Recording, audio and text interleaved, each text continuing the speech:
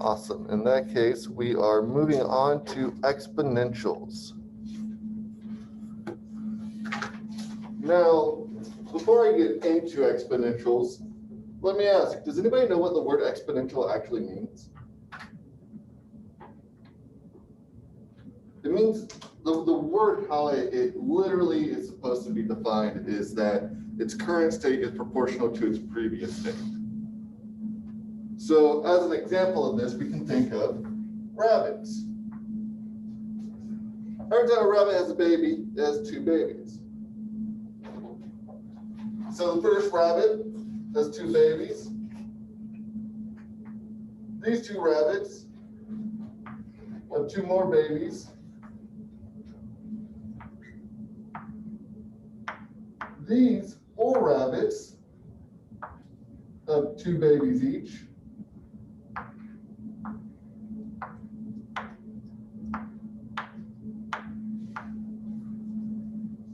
All right.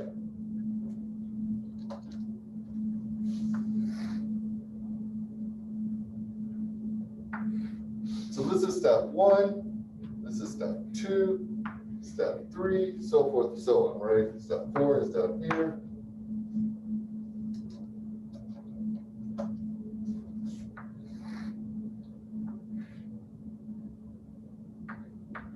B for babies. How many babies are there in the first step? Just one, right? There's 2 in the second step. There's 4 here, 8 here.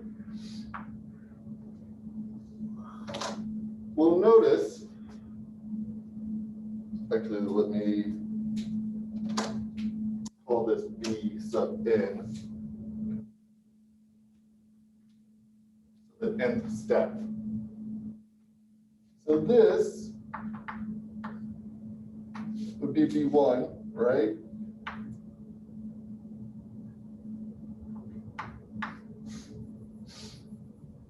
This is B2. This is B3.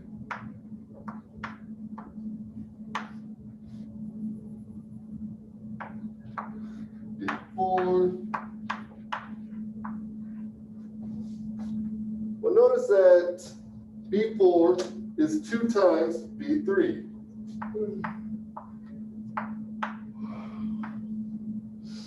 Well, B3 is 2 times B2.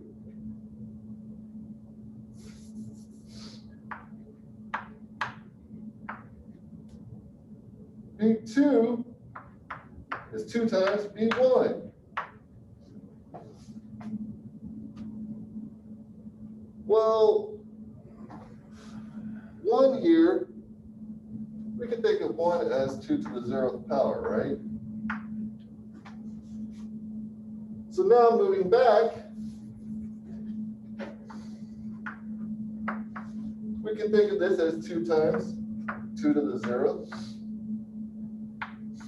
This is equal to 2 times, well, 2 times 2 to the 0th, that's 2 to the first, right?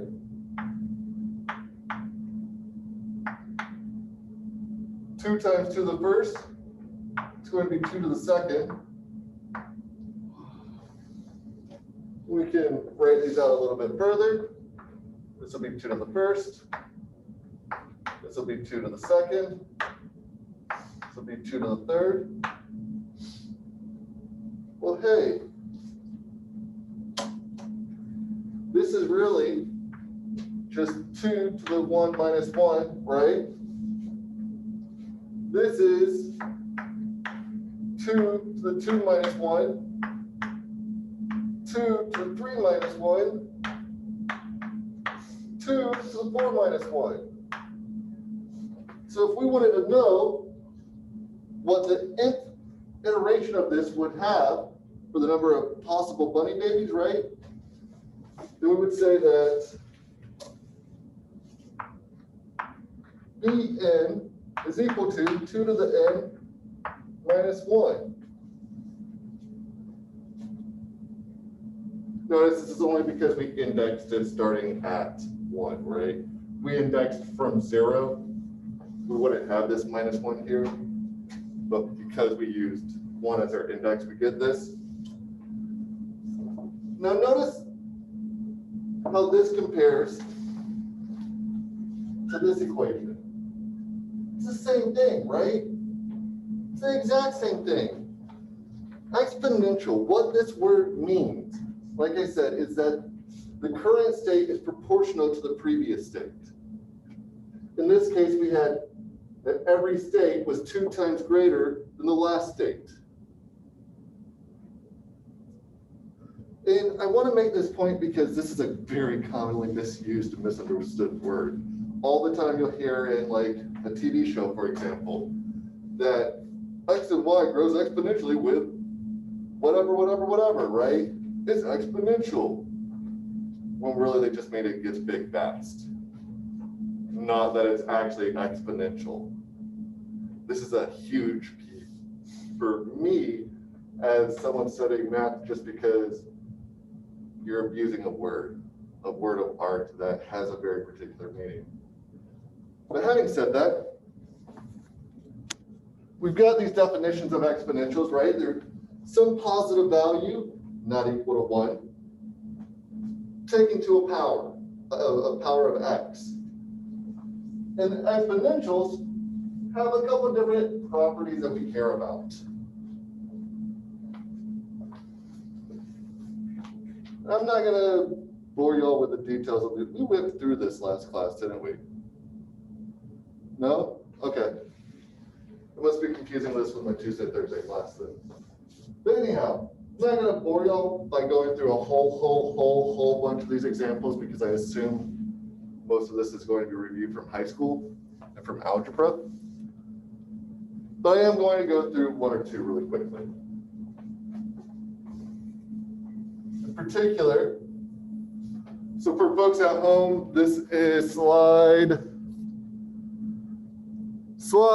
24 on week 8 notes. In particular, I'm going to hit on F really quick and D. F wants us to evaluate 2 to the 1/2 times 3 to the 1/2.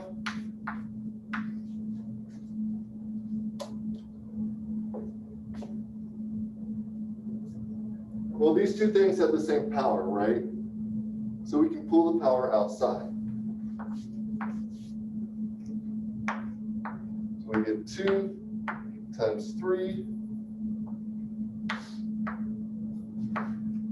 to the 1/2.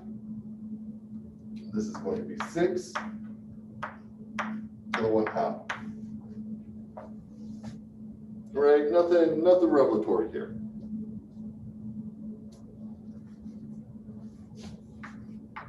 In the case of D, we have 1/3 raised to the -2nd power. Now I want to point out something here. We can go about this problem 2 different ways. I'm going to go a route different from what we have on the next slide. This thing we can think of as 1/3 to the negative power, all of that squared.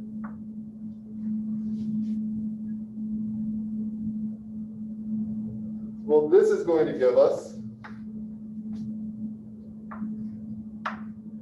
1 to the negative power over 3 to the negative power squared. This is going to come out to be 1/1/3 squared, which is equal to 3 squared, or 9, right?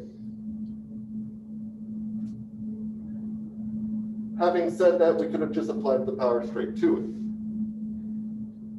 We could have also just said, well, we're applying the negative first power to 1/3, so that automatically flips our fraction, right? It gives us the reciprocal. So we knew, just looking at this, it was going to be 3 squared. and then that we were going to square that. Alternatively, we could have passed 2 through first and squared 1, squared 3, and then applied the negative first power. Does that make sense what I mean? So we could have done this in a couple different routes.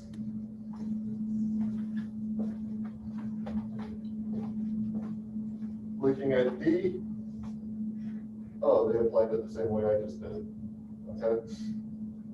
Looking at D, they broke up the power into 2 parts, the negative and then the square. Then looking at up, same exact thing. Now really quickly compare F to A or even B. Here our bases are different, here they're the same. When we have different bases but the same exponent, pull the exponent out, multiply the bases together. If we have the same bases and different exponents, we add or subtract the exponents accordingly and just use the one base. Make sense?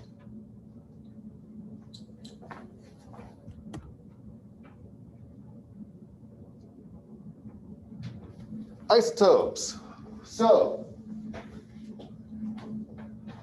for those who don't know, people like to ask questions in business calc. What is this for? When are we ever going to use it? I'm going to be honest, I very highly doubt that y'all are going to be running off in radio dating anything anytime soon.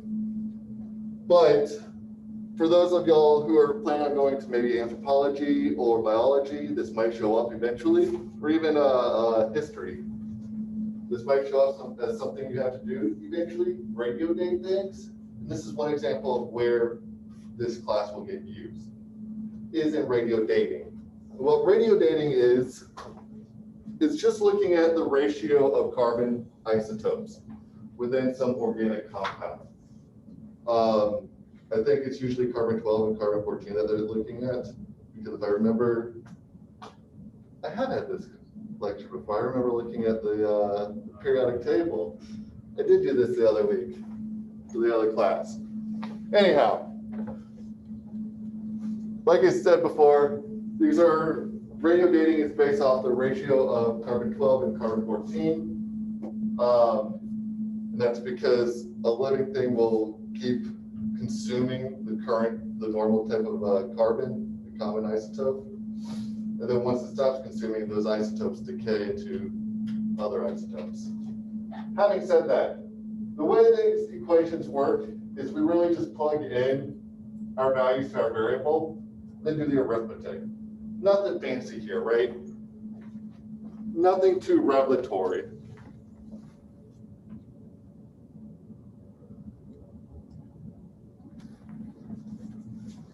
Did we go through this? I don't think we did go through this one. I think I stopped at the carbon dating. But yeah, we did too, because it's the graphs. We stopped right here, I think.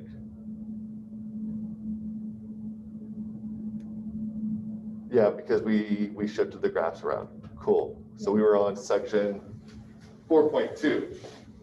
All right, so after that really quick review, we are on section 4.2.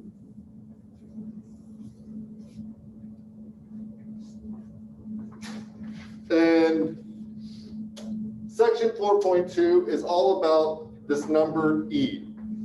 E is actually a very important number. It has a bunch of great properties. We'll see all of them in a little while. But first, I want to point something out here, because I actually did it yesterday in my other class. You can rewrite this equation in 2 different ways. Have 1 to the x as x goes to 0. But we could also rewrite this as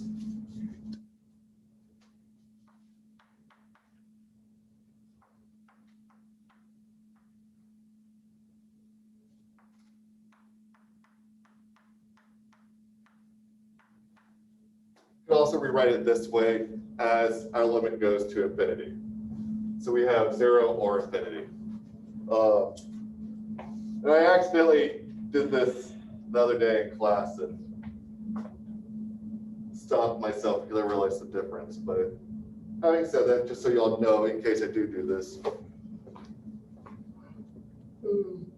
Now, actually, before I go any further, I want you all to notice something else.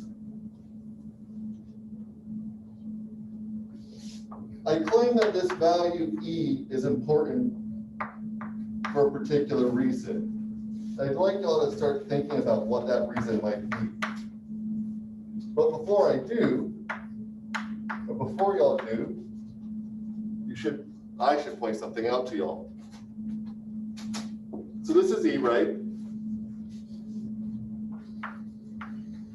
If I wanted to raise this to a power, I have to raise all of this to a power, right? And if I do that, then I can simplify this a little bit to get 1 plus x y over x. Not really much of a simplification, but it is a simplification. Is equal to e to the y. And I'd like y'all to start thinking about what might make this special, that this number is worth even looking at and thinking about.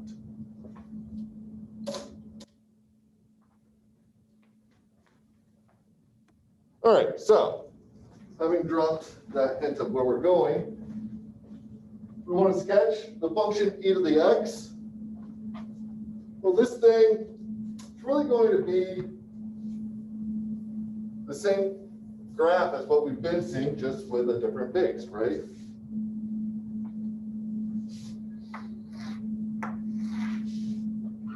E to the x is going to look something like this.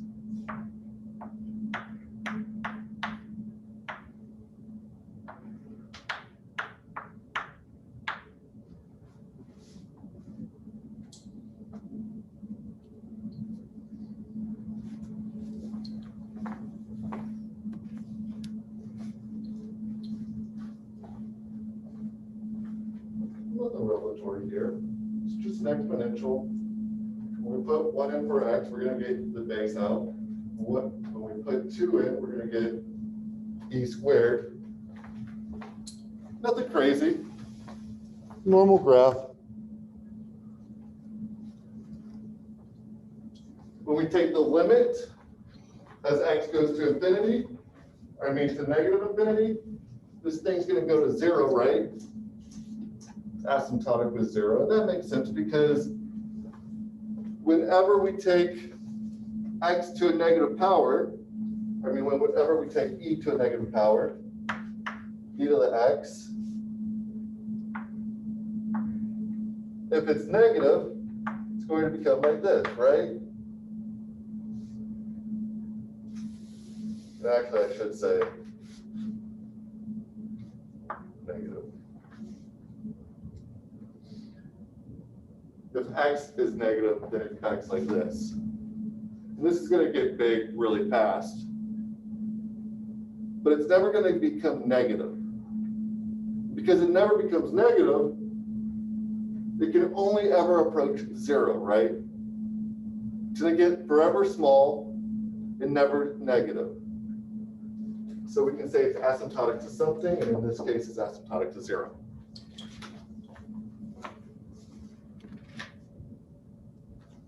Now, having said that, there's another type of exponential function that is particularly important. It's called the logistic function, or the logistic curve, logistic growth. It's called a couple different things, all meaning the same thing. Has anybody heard of this recently, out of curiosity? I claim you probably should have. So having said that, let's look at the graph of it. So this is an exponential growth. This is logistic growth. Does this graph look familiar yet? What's it look like to you?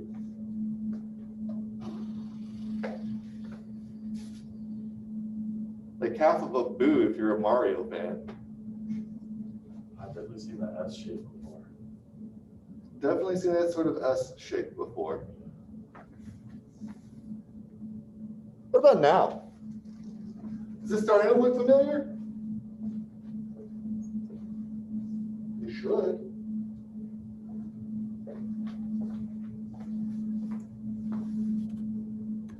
This is COVID data. These are the hospitalization rates in Illinois at a particular time.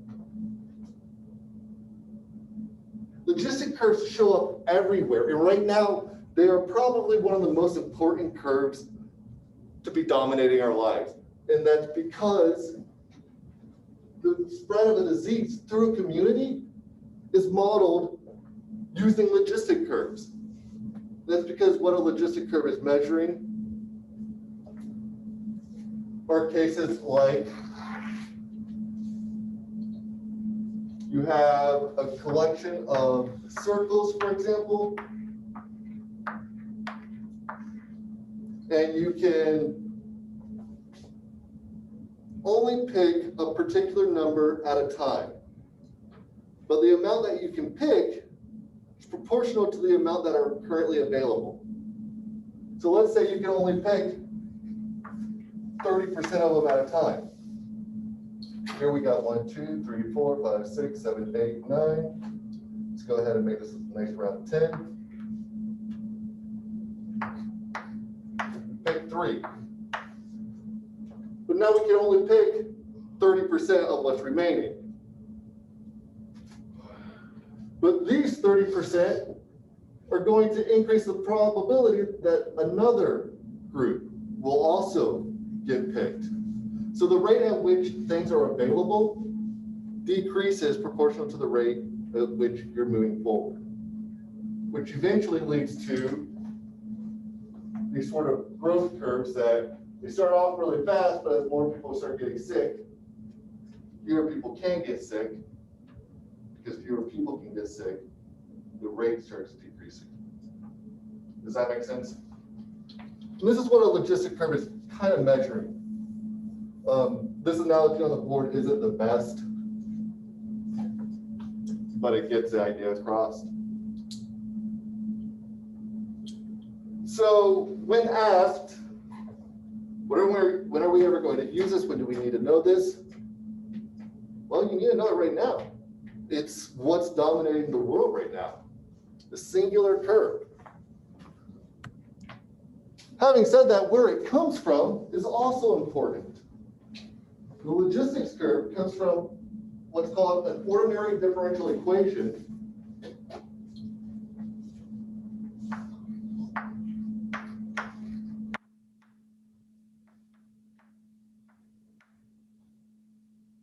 RP. I don't need to write this down. This is really just all kind of to motivate why we're even studying this.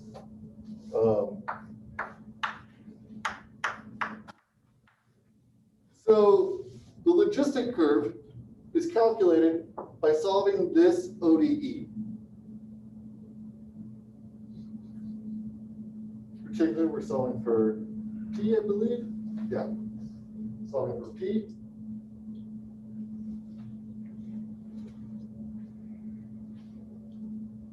So having said that, y'all, in this class, we're not going to get to a point where you can solve this. You might be able to play with it and figure out how to solve it, but the course you'll need to be able to solve this particular equation is called ordinary differential equations, ODE.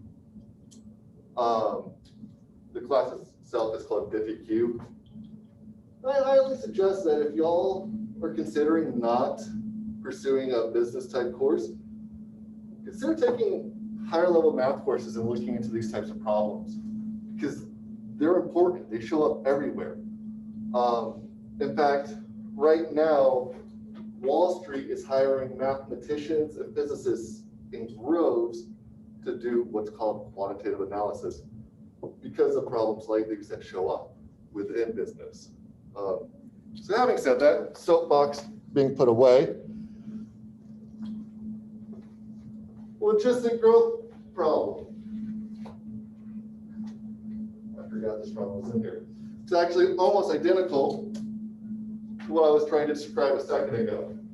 Here we've got a Petri dish. And we've got a way to measure the number of bacteria in there indirectly. We're going to use weight as an indirect measurement of the number of bacteria in this culture. And that weight is modeled using a logistic curve. Knowing this logistic curve, we want to know how many or what the weight of this culture is going to be at 0 hours, at 1 hour, and at 10 hours. At 10 hours.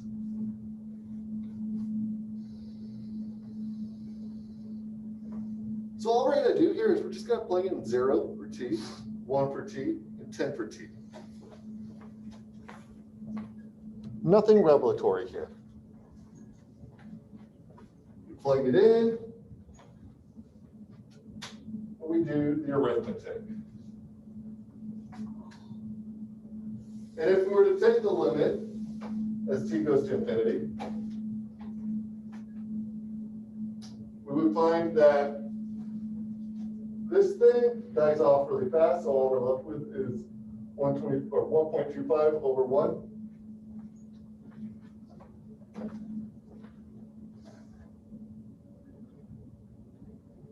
Or just 1.25. Having said that, another very common application that all of you need to concern yourselves with is interest rates. And I say all of you need to concern yourselves with because student loan debt walks into the $1 trillion debt that we all collectively hold. Howdy doody, y'all. I have no clue what that was. But anyhow, so if we have compounding interest, and it compounds n times annually, the way we write that is the amount is equal to whatever you start off with times 1 plus r over n and t. Okay, what the hell does this all mean? What it means is this is the amount you start off with.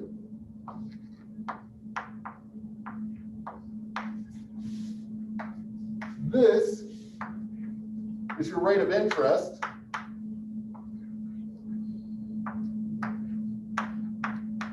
Which right now, being we're in a math class, I assume is pretty low. That was another really horrible joke. Y'all could laugh at that too. And n is the number of times it compounds yearly.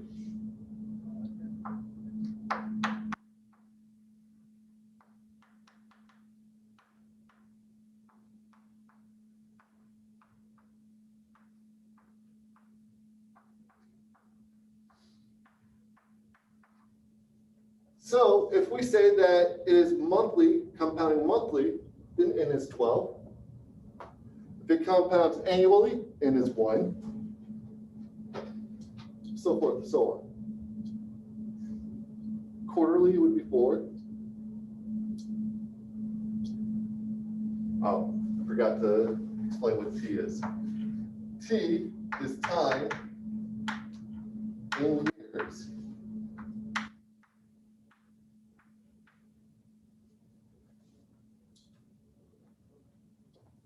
Generally, it's measured in years.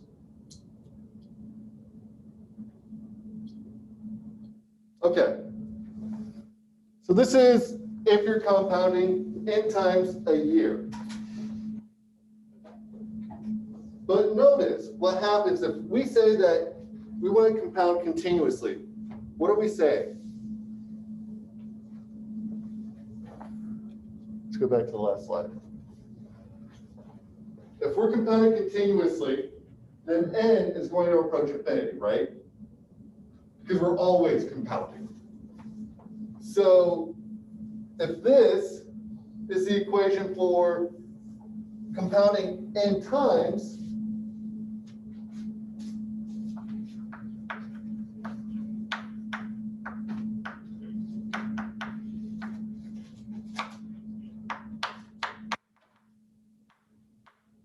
then compounding continuously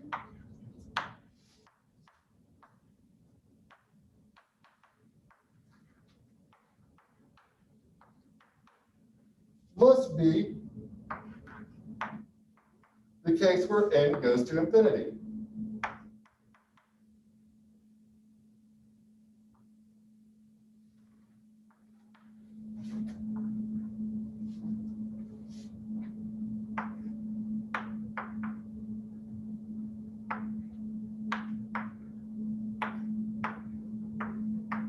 Right? Everybody cool with this?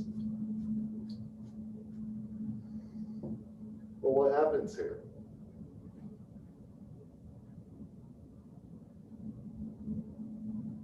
The first thing we can do here is we can rewrite r over n as x.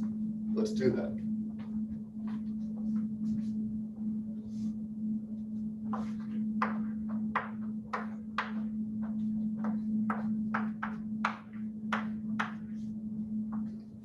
So if x is going to be equal to r over n, we're going to replace this n with x. But if we do that, what happens? As the limit of n going to infinity, what does x go to here? 0 in this case, right?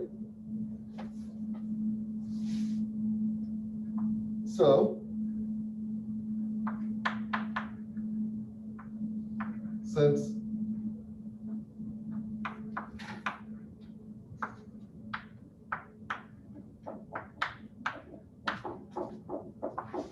this happens, x must go to 0. Now we can rewrite this. We're going to get that a is equal to the limit as x goes to infinity, or goes to 0, of 1 plus x. We've got an n here. We can rewrite this, can't we? If we rewrite this as x, how do we rewrite this?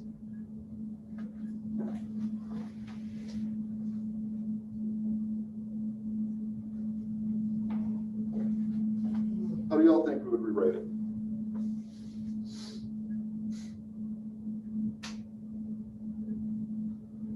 Well,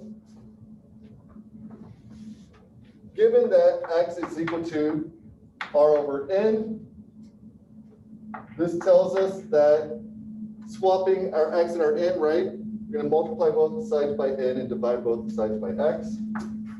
N is equal to r over x. So we can replace this now with r over x.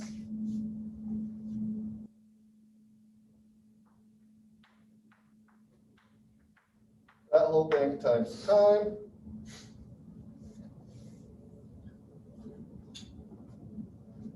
Well, hey, now we can start applying some of our limit rules.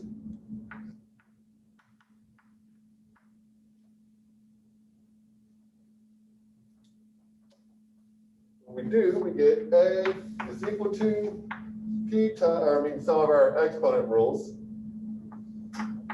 The limit as x goes to 0 of 1 plus x raised to the 1 over x raised to the RT.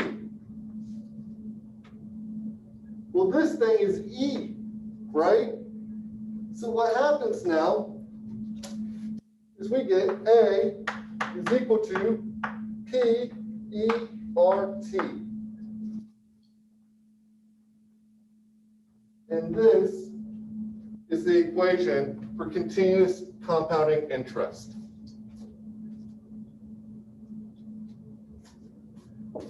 this is how your loans incur interest.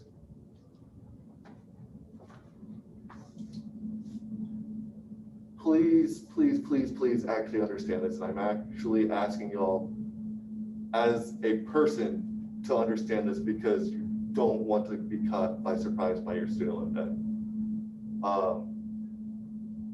I'm saying that as somebody with $130,000 in student loan debt. It's crippling. Don't let that happen to y'all. Understand this. So, having said that, comparing the two, we've got compounding n times per year, compounding continuously.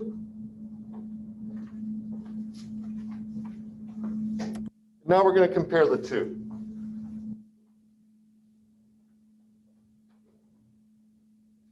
So in this case, we're just working with a saving account that incurs interest.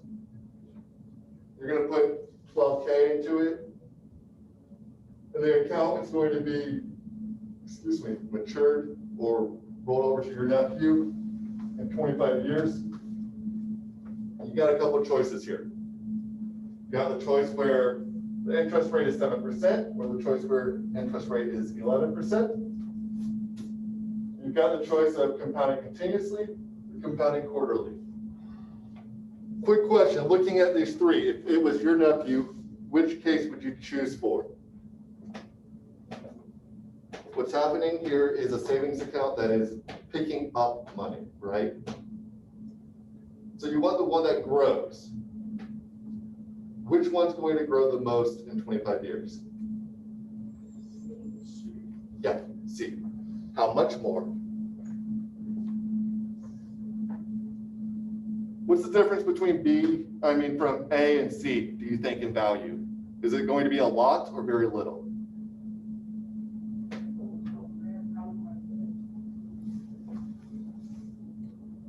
An order of magnitude almost, double. No, almost tripled that. So comparing 7% compounded continuously to 11% compounded continuously, you go from having 69K to 187K. That's what, 4 percentage points? 4 percentage points.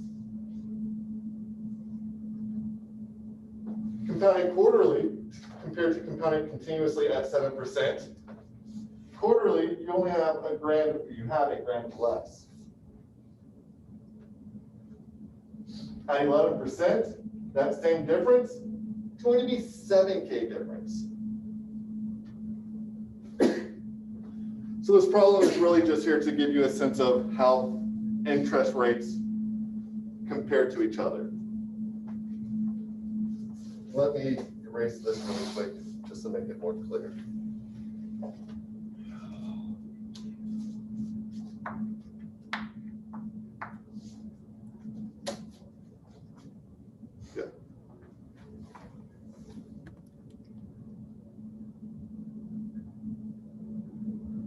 Now, having said that, there's what's called effective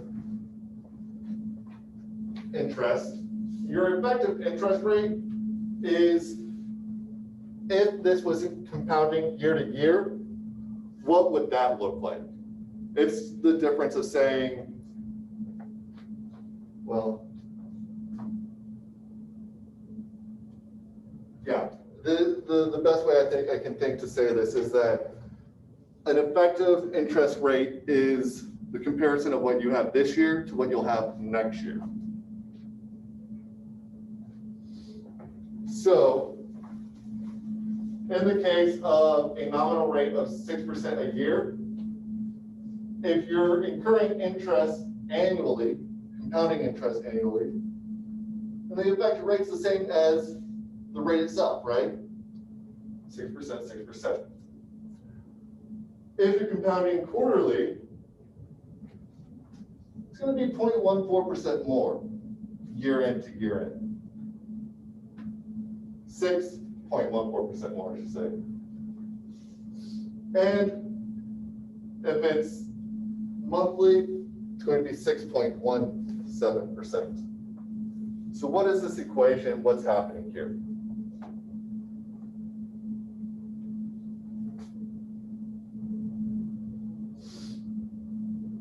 What we're effectively doing is saying, let's take compounding n times.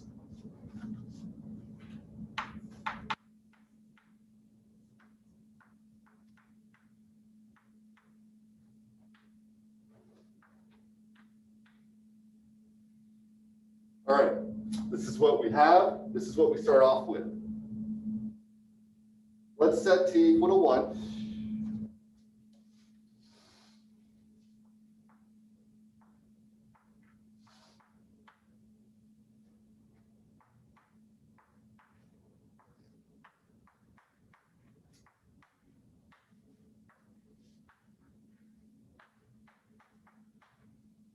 Okay.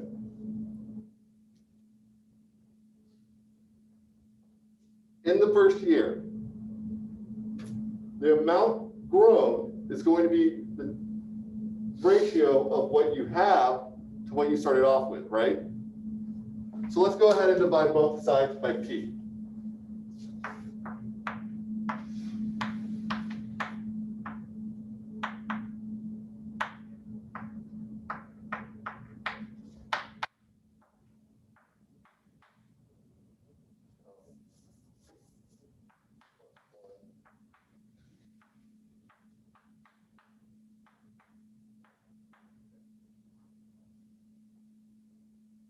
Because what you're going to end up with is going to be more than what you have, right? So we have to add 1 plus whatever we grew by. Does this make sense? So now we're going to subtract 1 from both sides. And we get that the effective rate is equal to 1 plus r raised to, or r over n, all raised to the n minus 1. So this is how you calculate the effective interest rate. Knowing that, going through and solving this, what this tells us is year in to year in, how much interest throughout that year can we expect? So from the start of the year to the end of the year, as opposed to calculating it at each increment of interest. Does that make sense?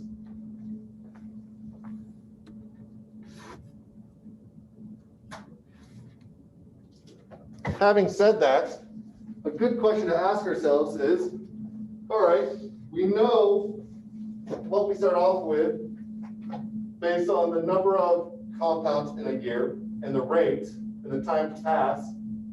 We know how much we'll have. What about the other direction? What about knowing that, say in 10 years, let me write this down. Let's say we want to get a CD, a certificate of deposit. And we know we want it to mature over 10 years. We know the rate is going to be 3.5%. It's going to compound monthly, let's say that.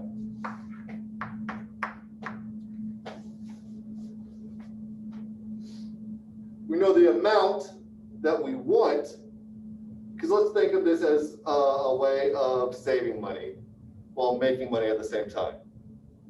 We're going to get a certificate of deposit because we know we want to buy a house in 12 years. Let's say we know that we want our target value of this house to be $100,000.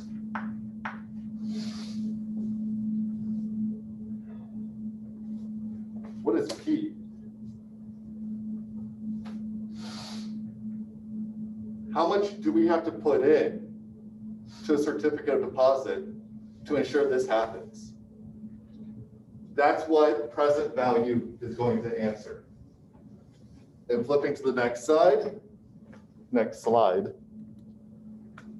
we find that present value is written in two different ways. We can write it as with an I and a capital N, where I is equal to the rate over the number of compounds, and N is equal to number of compounds times time. But otherwise, it's just going to be P is equal to A over 1 plus R over N, all raised to N to the T. Which makes sense, right? All we're doing is dividing both sides by this.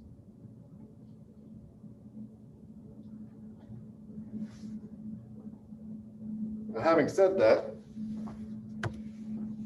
looking really quickly at this example, almost identical. We have a 12-year CD, certificate of deposit, with an annual rate of 8% that compounds monthly.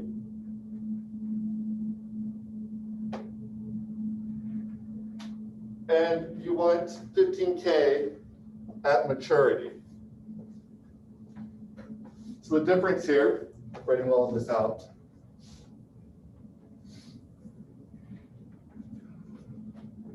what we've got here is time is 12, the percentage rate is 8%, N is going to be monthly, so it's 12, and we want 15K. Dollar bills, y'all. That's what I'm talking about. What this part of the class is all about is money right now.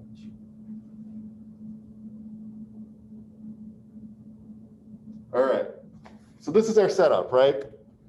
The way we're going to run through it is just plugging all of this in to that formula we were just talking about. When we do, we find out that we have to start off with $5,761.72.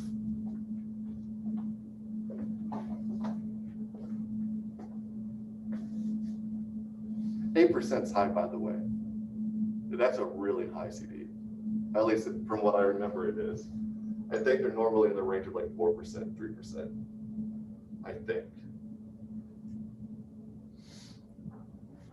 So, as a thought, if y'all are planning any trips after you graduate, this might be a good way to save some money. Grab a CD, put your stimulus check in it, walk away with maybe $3 grand, give or take. It's not a bad idea, right?